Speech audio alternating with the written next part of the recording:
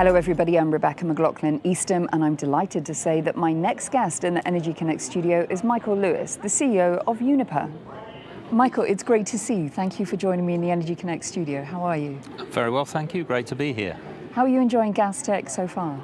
Well, it's been great. You know, it's always good to meet our counterparties and business partners in the flesh, and great opportunity at Gastech to meet a wider range of industry specialists and to listen in on some of the panels to hear what the rest of the industry is thinking. So far it's been great. We're gathering at a critical time for the global industry. What are you showcasing and what's been your key message on stage?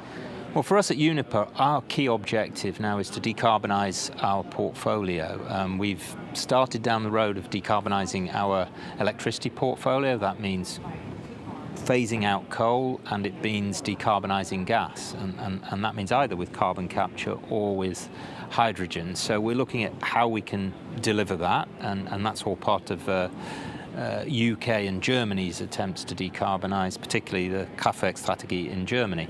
We're also looking at how we can bring greener gases into our portfolio. We currently have 200 terawatt hours of gas sales, and we want to gradually substitute that for greener gases. And of course, we're also looking to build a flexible portfolio to substitute some of the Russian gas that we lost following the crisis, and we need to have a robust portfolio of flexible gases, whether that's LNG or pipeline gas.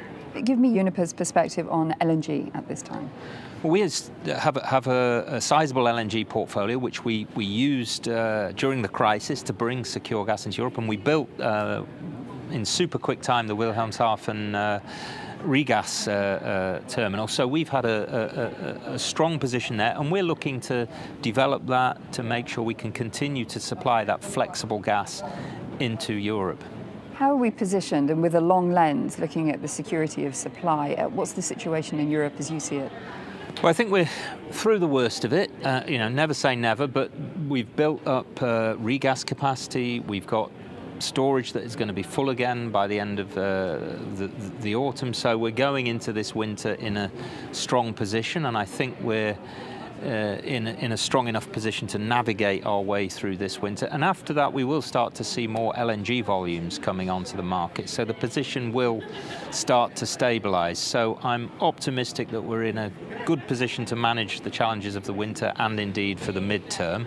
I think then the challenge becomes, when you talk about the long lens, is how do we navigate our way through this transition to greener gases? And I think there the challenge is very much unclear as to how gas demand will develop in Europe, and that's why for us it's critical that we get flexible sources of gas, whether that's flexible in terms of contract duration, in terms of price indexation, or in terms of destination. It's all about managing that portfolio to make sure Europe gets secure gas, but we're also in a position to transition to cleaner gases. And of course policy plays its part. We've got the Department Indeed. of Energy present, we've got many ministers from around the world.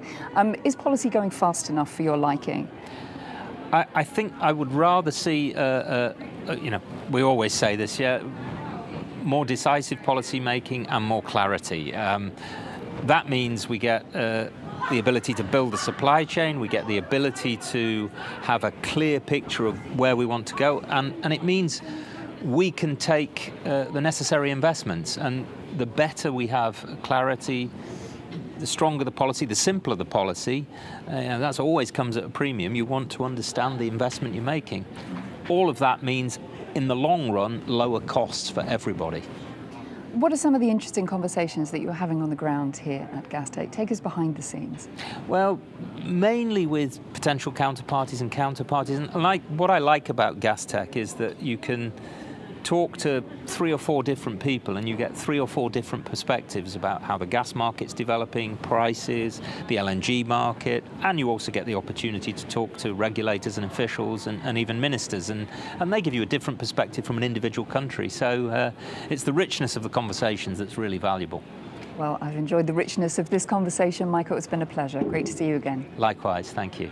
Thank you very much for watching. We hope you enjoyed that interview. And for more content of its kind from Gastech Houston 2024, just head to energyconnects.com. I'll see you soon.